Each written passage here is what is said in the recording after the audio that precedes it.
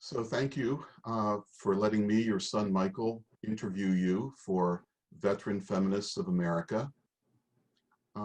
Let's begin with you giving us your full name and when you were born. Nancy Grace Topping Bazin is the French pronunciation, or if you want to anglicize it, you can say Bazin. And I was born on November 5th, 1934. All right, briefly tell us about your parents and where you were raised. I was born into a lower middle class family. We lived in a very pretty little town called Oakmont, Pennsylvania, a little north of Pittsburgh. My father had a difficult life when he was young because his father died when he was only 13 years old. So he had to stop going to school in the daytime and get a job. So he went to high school at night and also went all the way through this first year of college. After I was born, he worked for the Aluminum Company of America in New Kensington, Pennsylvania, also along the Allegheny River, as Oakmont was. And he was a tool designer. My mother was born into a family of 6 children.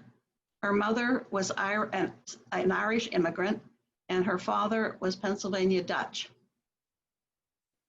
She was a model for me because she was always reading, and she was also a model because I never heard her say anything that was intolerant of somebody else because they were different from us. And would you tell us a little about the development of your political consciousness? In other words, what led you to become a feminist? Well, the path to activism and feminism was diverse. The first thing, I guess, was I had gotten myself baptized at the age of 18, which took a lot of courage. But then when I was 20 at Ohio Wesleyan University, I wrote a little essay and said that I thought religions really had to expand to include science and democracy. Another thing I did was to picket a barbershop where they would not cut the hair of Blacks or foreign students whose hair they didn't like. So those students had to go all the way to Columbus to get their hair cut, which was about an hour away. The third thing is I was a member of the Chi Omega sorority, and most of those sororities, I think, were founded in the South.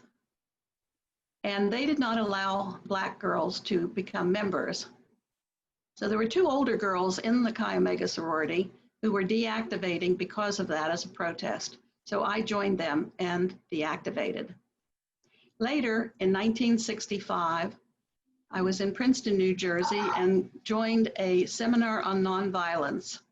We read Gandhi and Martin Luther King, A.J. Muste, Gene Sharp, and some other people. And we began to pass out leaflets against the Vietnam War. I was particularly trying to convince some people who were going into church on one Sunday to have a conscience as I gave them photos of the napalm and what it was doing to the Vietnamese people. Wow. I must say she looked back at me with some hatred. So then when I went to Rutgers College, which was one of 5 colleges of Rutgers University, it only took a couple speeches by feminists at the Modern Language Association convention, and also a big conference, Women in the Arts, which took place in Buffalo, New York. And it was 9 days long. It was the first time I'd been in an all-female environment like that. And those 2 things in particular made me a devoted feminist from then on, and that was in 1970. And what would you say was your role overall in relation to the women's movement? Well, as a teacher and a writer, my role was to educate people, and I educated the students, first of all, of course, and also the heads of departments, members of the community, and sometimes the media. One can pass a law, but if people don't change their minds, they may not follow the law. So that was what I did.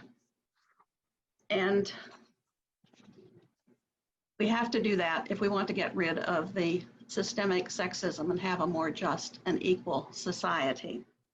After that, I went to Rutgers, as I said, and started their women's studies program. Then I went to the University of Pittsburgh and was there for 1 year managing their women's studies program. After that, I went to Old Dominion University and developed theirs. So that was how I played a role in the women's movement, and it was from 1970 till I retired in 2000. Mm-hmm. So tell us more about what you did at Rutgers.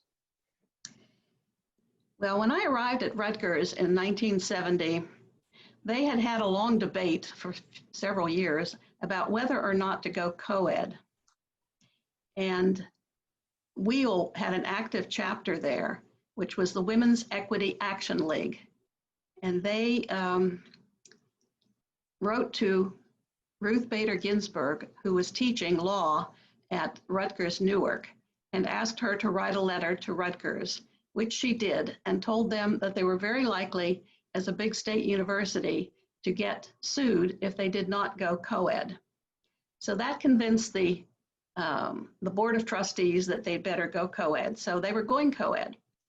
Then in 71, 72, the dean there had set up a committee. It was sort of on what to do when the girls come, because everyone was very nervous about adding these girls. And they did not take any places of the boys. They simply added a few places for the girls onto each freshman class. They did that for 4 years.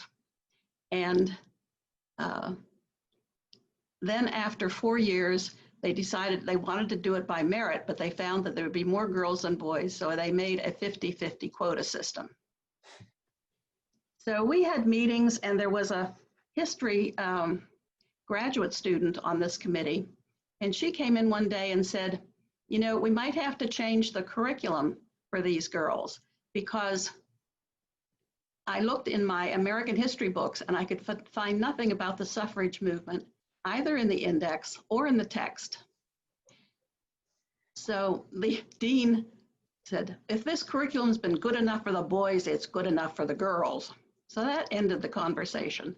But I went home that night and also looked at my American history books, and sure enough, there was nothing about the American suffrage movement, which you know went on from 1848 until 1920, many years with a lot of imprisonments and forced feedings, which were terrible for the people doing all that work to try to get the vote for women. So there was a need to change the curriculum. Now, men would often say to me, well, what about men's studies? But they already had men's studies. You see, they had just left out 51% of the population, the females. So we had to change that. Another thing that they asked me to do while I was on that committee was to go and talk to the teachers in physical education, because they were particularly nervous about teaching girls. So I went over there, and sure enough, they had been taught when they were in graduate school that you couldn't throw a ball at a girl's chest because you might hurt her. She couldn't roll on her stomach, they thought, and they also thought she couldn't swim 1 week out of 4. So I tried to soothe their concerns about that. Then the other thing he asked me to do was to set up programs to kind of welcome the women students when they came to Rutgers. So I and a few other women invited a lot of programs. We ended up with 33 programs, to my amazement. He didn't give me any budget, so I had to go around and get money from all the different organizations, not only at Rutgers College, but at some of the other colleges. But we had very exciting programs there. We had Toni Morrison. She had just written her book called The Bluest Eye, just the very first book that she did. And, you know, in 1993, she won a Nobel Prize, so that was really special. And I invited Anais Nin, who wrote Diaries, was known for that. There was also Marge Piercy, the poet and novelist. and Violetta Verdi, who was a dancer, ballet dancer, Barbara Ehrenreich, who wrote many different books during her lifetime, and Robin Morgan and Mary Daly, who were feminists, well-known feminists, and poets like Gwendolyn Brooks and Diane Wachowski. We also had some local poets, Alicia Ostreicher and Adrienne Rich, and a couple of artists, Eva Cockcroft and Faith Ringgold, whom I had met at the Women in the Arts conference. Both came and had exhibits of their artwork. So we had a wonderful time. We all learned a lot from it and enjoyed it very much. Later on, when I was director of the Women's Studies Institute for one semester, temporary director, I set up talks for the faculty members who were at Rutgers University. So there were people like Ruth Whitney in religion, and Judy Walkowitz and Dee Garrison in history, and a number of other people in different fields who, like Carol Smith, and they had an opportunity to talk about their own research. And that's why we had the Women's Studies Institute, because we wanted to encourage the women to publish. There were 440 male professors at Rutgers, and only in Rutgers College, and only 40 women professors. And most of those women were in the lower ranks. So we needed to help the women get tenure by being able to publish. And then at the same time, I was also talking to the heads of the various departments to persuade them to offer a women's studies course. And I talked to various faculty members to persuade them that they could give one kind of course or another, tried to give them some ideas of what those courses might be. So eventually we got quite a number of courses together. We had things like William O'Neill did his dissertation, I guess, on the history of American women. So he spoke, and there was Anne Perelius, who did the sociology of sex roles and the sociology of the family. We had LaFrancis Rose, who offered a course on the Black woman. There was Phyllis Boring, who gave a course on Hispanic women writers, or Judy Stearns, who gave a course on psychobiology of sex roles, and John Bird, who gave a course on sex and pregnancy. I team taught two courses. I taught one with Judy Walkowitz called The Victorian Woman in Literature and History, and I gave another one with Dee Garrison, and that was the 20th century woman in literature and history. The first course I taught in women's studies there, kind of amusing. It was called Female Roles and the Feminine Consciousness, and I had 18 men and only 3 women who had come over from Douglas College, which was all female, joined the class. So that was an unusual women's studies class that way. Now the graduate students they wanted to have a course, and so they drew up the list of books that they wanted to read, and they wrote the course description, and then they asked me to teach it. When they went to the graduate advisor, he said it was just a fad and they shouldn't take the course because it wouldn't do them any good in their career. So that was his attitude. So I was also for a while the president of the Women's Caucus, and we were of Rutgers University, was university-wide, and we were asking for daycare centers for the children of the faculty and the students.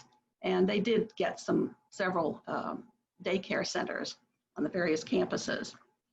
And we also had that Women's Studies Institute, which we got approved. 4 of us went to ask for it, and we did get a building over on the Douglas campus. And I directed it for the first semester, the fall of 1974, that was, and Guida West took it for the spring semester of 1975. And we were waiting to have Mary Hartman from Douglas College take it over after she got tenure. So she took it over then in the fall of 1975. I left Rutgers in the spring of 1977 because I did not get tenure, despite the fact that I had a book which was called Virginia Woolf and the Androgynous Vision, and I had 2 articles already written and a long bibliography of androgyny.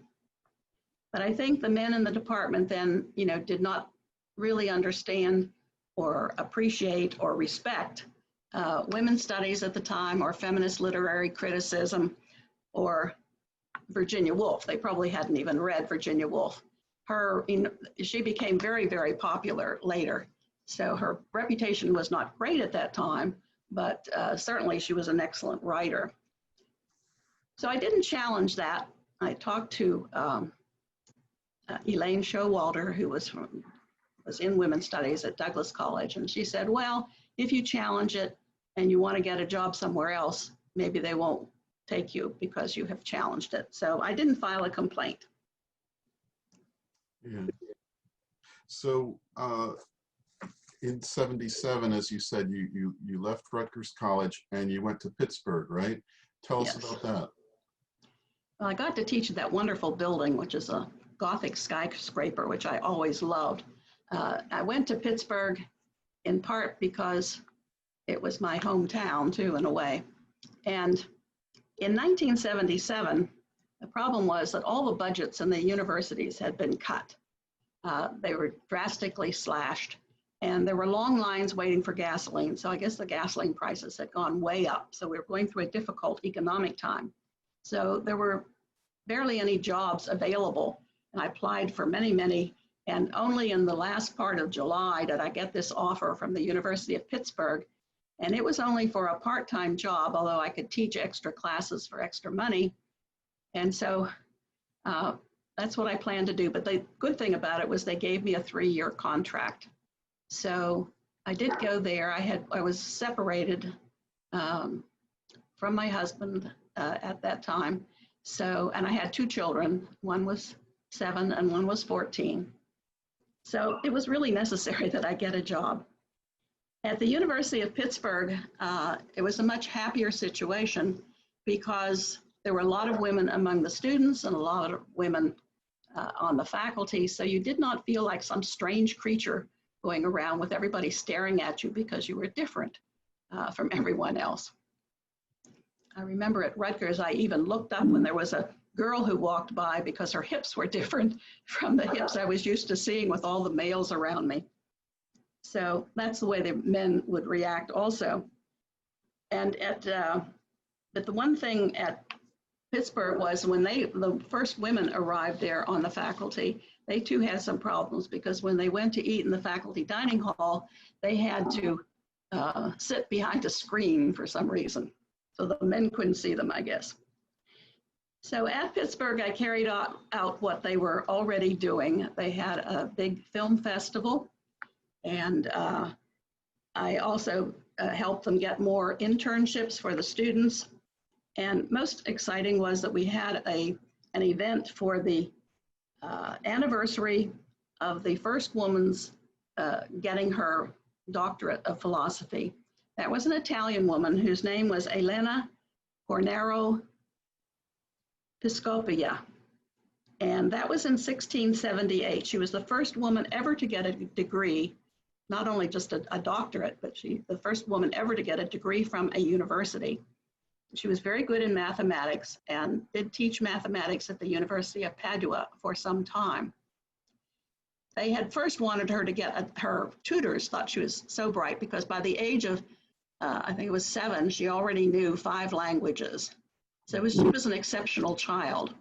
Strangely, her father was a nobleman, but her mother was a peasant. So I don't know what the story is behind that, but that's an interesting detail. She then did get her degree. So although the Pope had said she couldn't get a degree in theology, a doctorate in theology, which was what the tutors first asked for, but she could get a degree after they insisted in the doctorate in philosophy. So that's what she did. My own contribution that year was to teach an interdisciplinary course by myself rather than team teaching a course. So I taught a course called Introduction to Women's Studies. So they plan to keep that as a core course in their Women's Studies program.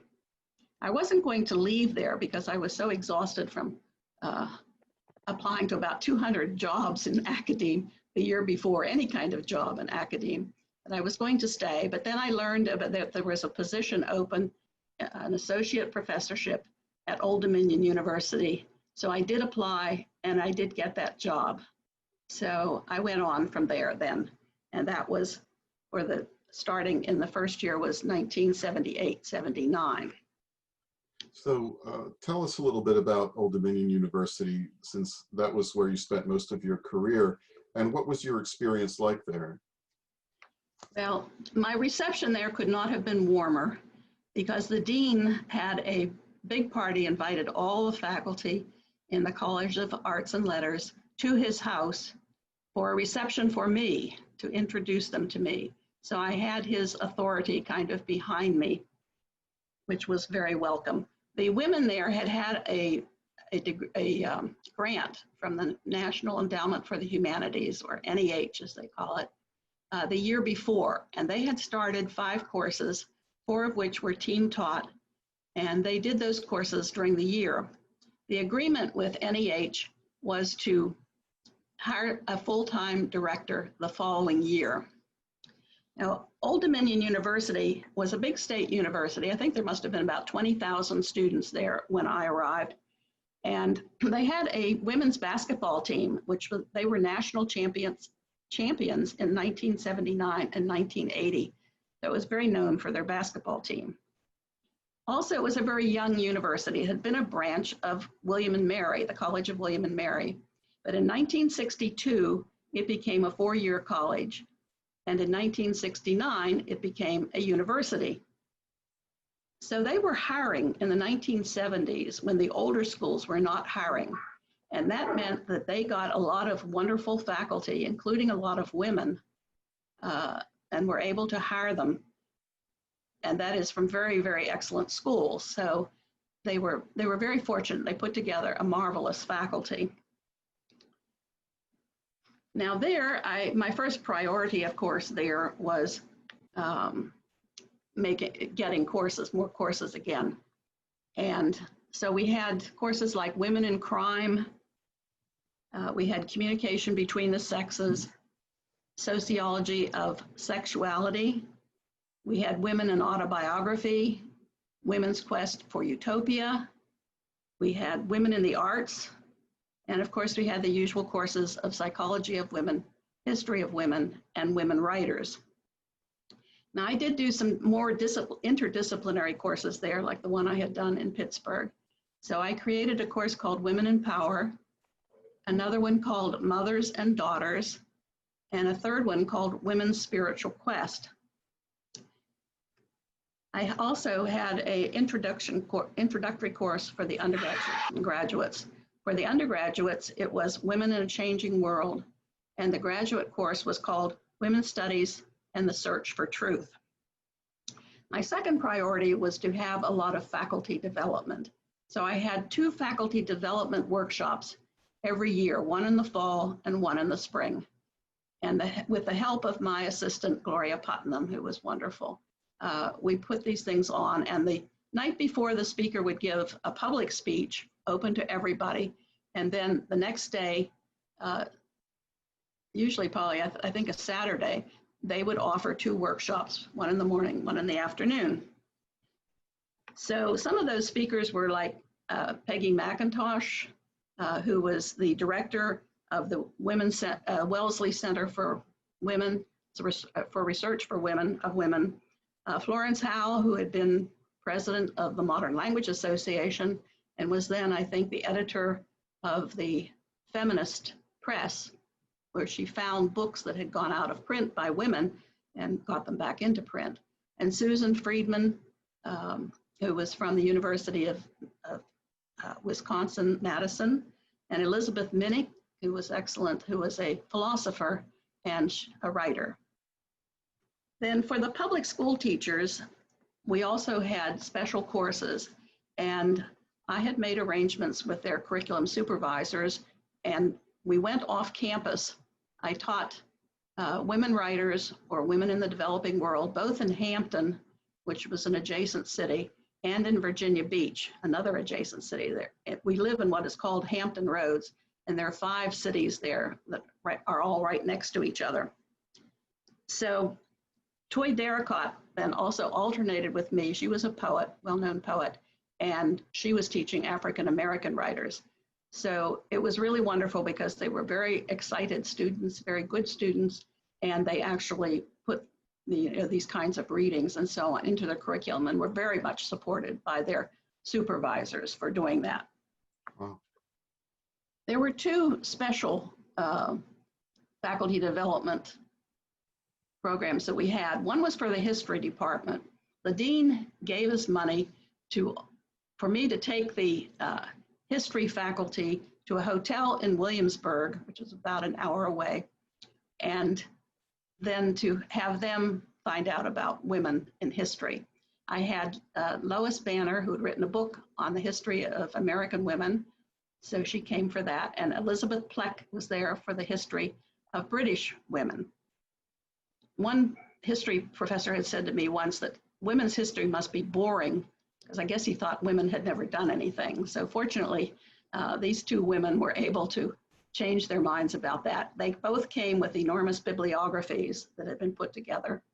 And so they also had a couple films. There was Rosie the Riveter and Women on the March, which was a McGraw-Hill film, which was a rare thing to see at that time about the suffrage movement. There was another one that we had for the biology and nursing faculty, and Sue Rosser, a biologist, came to talk with them. Another course we had was on the American male, and I had asked a psychology male to offer the course. So he went the very first day, and he expected that he would have a class full of males, where he walked in and here was a class full of females. But there was an Episcopalian priest in a religious center that was near the campus who wanted to have conferences for American men. So we helped him organize that. And then we weren't allowed to go because he wanted just men there, which was appropriate. So he did that for 2 years, and that was quite successful also. There were 2 other conferences. One was for Women's Spiritual Quest. When I was teaching that course, I guess a woman heard about that. She was a principal, and she belonged to a Black church. And she had observed that the women did all the fundraising, and the men decided how they would spend the money all the time. So she wanted to have an event built around this idea of Women's Spiritual Quest.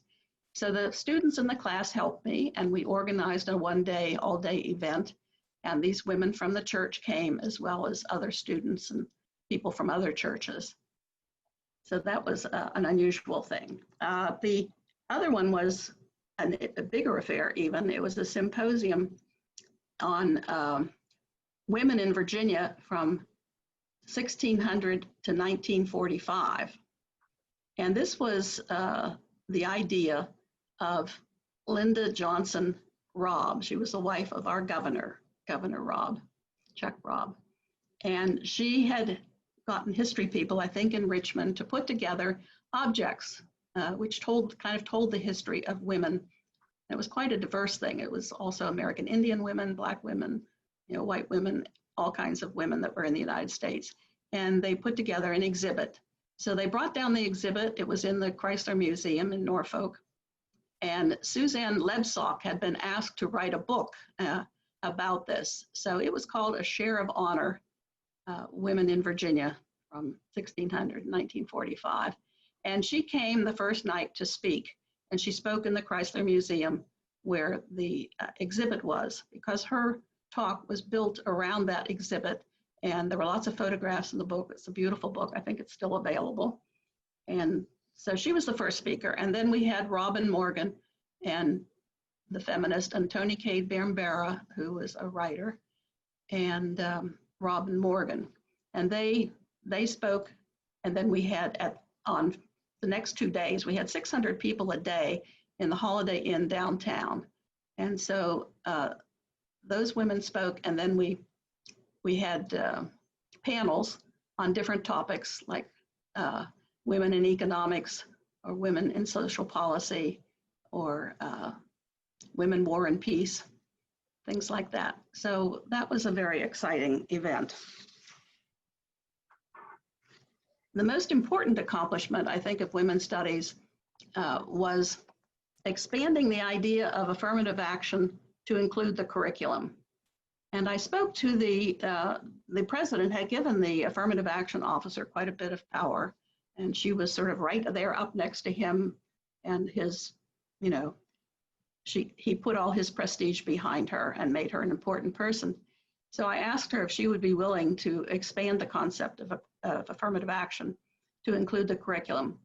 So she was enthusiastic about that, and she set up meetings with a wonderful president that we had who supported women very well, and his name was Al Rollins. So we met with him, he liked the idea, and they were changing the mission statement and the strategic goals at that particular time. So the timing was right. I suggested that they put in that mission statement a general statement of our commitment to equality. The second thing would be a commitment to having the curriculum include materials about all women as well as the men in minority and developing world communities. And thirdly, to hire faculty who were experts in those areas so they could contribute to this. Then they also made the required courses for graduation. They were supposed to introduce this kind of material. For instance, in the English department, every English major was to take either women writers, literature of the developing world, or African American literature. And I guess that was about it. After 7 years, I changed. I went from being the director of women's studies to becoming chair of the English department. So I did that for 4 years, from 1985 to 1989. And then I went back into the faculty, but I was still the literature coordinator who did all the advising for the students who focused on literature. So I had a lot of programs for them too. So I created a lot of programs. Did you want to talk about your publications? Did you make any special contributions to feminism through publication? Yes, I had written that book, as I told you, on Virginia Woolf, called Virginia Woolf and the Androgynous Vision. I was one of the first people to recognize that she was a feminist. Many people thought she was totally apolitical, which she wasn't at all. She was very, very political. I also wrote about her manic depression, which people had not done before, and how that androgyny connected up with her idea of her mental stability, balancing the mania and the depression, and also how she related that to her aesthetics. Originally, my book was called The Aesthetics of Virginia Woolf. And at the last minute, as I had become a feminist at Rutgers, I decided I should change the name of the book to Virginia Woolf and the Androgynous Vision. When I talked to my editor about that, she thought that that was probably not a good title because the booksellers and the librarians wouldn't know what the word androgynous meant. But she said I could go talk to the main editor about it. So I did. And he said, well, we never know which titles are going to be good and which aren't. So go ahead, if you want to do that, call it Virginia Woolf and the Androgynous Vision. So I did that. And soon after that, there were, even at the same time, April 1973, Carolyn Heilbrunn brought out a book called The Recognition of Androgyny. And Mary Daly brought out a book that talked about androgynous being. And Adrienne Rich, the poet, had a poem called The Stranger. And it was at the end, there was something about the birth of the androgyne, the hope of the future. So androgyny meant basically a wholeness of vision. And following that, there were even whole conferences devoted to androgyny. So I was very lucky to have picked that title. And we did give a big panel at the Modern Language Association on androgyny after that. And then there was an issue of Women's Studies, Wendy Martin's feminist journal, Women's Studies. And we also had our articles published in that. Then the second person I became interested in was Doris Lessing, who also was not very well known at that time, but she got the Nobel Prize in 2007. But before she was very well known or popular, I even taught a women's studies course at Rutgers College called Lawrence and Lessing. So that was a women's studies course. And I was active there was a society, Doris Lessing Society at the Modern Language Association, and also a Virginia Woolf Society there. And so we had organizations for both of these writers. You know, we were all admirers, and we put on panels, and people published articles and books and so on. So both of those reputations grew enormously. Then Nadine Gordimer was my next interest, and I wrote 9 articles about her. She was white South African, and so all her characters are involved in the whole apartheid, the movement and situation and so on. And I and Marilyn Dolman Seymour were co-edited a book. Marilyn had been a graduate student of mine, and we co-edited the book, getting together all the interviews with Nadine Gordimer. And she had spoken all over the world because people were very interested in this whole, what was happening in South Africa. So it was a big job gathering all of those interviews from many different countries. But although white, she was on Nelson Mandela's side, and she helped him write his own autobiography. So she had the Nobel Prize a little earlier than Lessing in 1991. Then another topic that I had was African women writers, and the inspiration for looking at the African women was that I went on a faculty development trip to the Ivory Coast and Tanzania. Now, they weren't the countries of the African women who were writing, the first Black African women who were publishing at that time, but I was exploring that anyway. So I was talking about Flora Nwapa and Buchi Emecheta, both from Nigeria, and Mariama Ba and Aminata Sofal, both from Senegal, and Bessie Head from Botswana. Mostly I wrote about Buchi Emecheta and Bessie Head, but I wrote 11 articles on these women, sometimes in combination with other writers, and I joined the African Literature Association because I was interested in that. And so a lot of their reputations went up too because of the things that I was writing and also giving papers on, and that helped raise their reputations also. Another topic was alcoholism in literature. And this came about because I was asked to speak to the students, all faculty were supposed to take 10 minutes out of class time and speak to the students about drinking and alcoholism. So I had a speaker in class that day, and he was talking about a character who was a humorous character when he was drunk. So we were reading Toni Morrison's The Bluest Eye that day, and I pointed out to the students that usually alcoholism is not funny at all. It's tragic for the family and very difficult for the other members of the family. Very painful situation. And I could tell the specific students in the class who had had alcoholism in the family because I could see their faces freeze and just stare at me, in this strange way. So I could almost pick out, who had this problem at home. And this connects up with women because women supported the prohibition.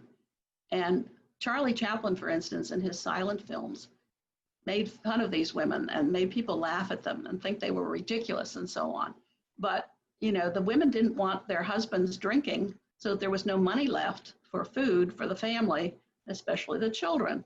So they had a very good reason for supporting prohibition and wanting their husbands to come directly home rather than stopping at the bar on the way home and spending all the money for the week. Then also, along with this, I wrote articles, about 15 articles really, about women's studies, what we were doing in women's studies, but also about the impact of feminine questions on the various disciplines and on the teaching of English. Some of it was about pedagogy. And I said that feminists were asking this kind of question: who writes literature? Who decides which literature gets into print? Who decides which literature is good and which is bad? Who decides which literature gets taught? Who decides which literature is included in the literary canon? And who decides how we read literature? Since becoming an artist after I retired, I've wondered about the same questions about art. Who buys the art that gets into the museums? Who decides that that's the good art? Who decides that those are the paintings that we should all admire and love? So it's a very interesting questions. Then also asked in one of these articles, what had we learned from the second wave of feminism? And I ended this article with this reminder: we must preserve the gains we have made and continue to move forward. The canon question, namely, what books should we teach, falls within the larger context of, quote, what kinds of knowledge and forms of pedagogy can be adopted that enable rather than subvert the formation of a truly democratic society. It's important to vote for democracy in the books that we teach, the insights we convey, and the teaching methods that we use. Our future depends upon it. Nothing more urgent than that right now. And in the College of Arts and Letters, I was the second woman to become a full professor after Carolyn Rhodes, who was the woman who was largely instrumental in hiring me. I was the second woman to win a teaching award that was statewide.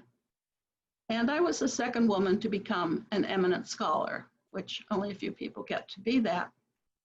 And in 1996, when I became an eminent scholar, at least more males, certainly not all of them, but more males respected feminism, women's studies, and feminist literary criticism. So the letter that they sent to me whenever they awarded this to me, they said, "You have been a pioneer in gender studies. Your scholarship has broadened literary analysis and fundamentally changed the discourse." So that was pleasing for me after all these years of doing women's studies. You mentioned art. What have you been up to since your retirement from Old Dominion University in Norfolk? What have you been doing with yourself since retiring in 2000? In 2000, I had always loved art, and I had gone through high school. All through high school, I'd been chosen in 8th grade to attend art classes in the University of Pittsburgh. It was a wonderful program that students went to, not only from the Pittsburgh, but immediate city rather, but from the whole area around Pittsburgh could go on Saturday morning for these classes, and they were free. And so I had done lots of art in high school, decorating for dances and all that kind of thing. So I saw a little studio in Norfolk. There was a young woman who had just graduated from Virginia Commonwealth University, and this is what she decided to do with her art degree, was to start a school. So I started going there, and it was very nice because it was a small space. There were only room for 8 or 9 of us in a class. And so it was a very warm, nurturing kind of environment. After I'd taken a number of classes there, I started to branch out to the other cities that surround Norfolk. And so I'd go out to Virginia Beach or up to Newport News or Hampton to take classes there. Eventually, I started going out of town, clear out of town, to workshops where there were really very professional artists who came from all over the United States to teach these workshops.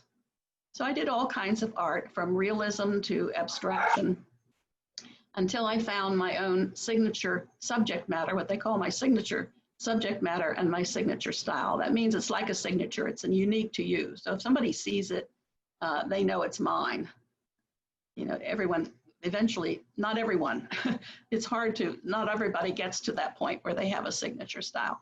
But anyway, mine was doing whimsical birds. So I did about 40 paintings, large paintings of whimsical birds.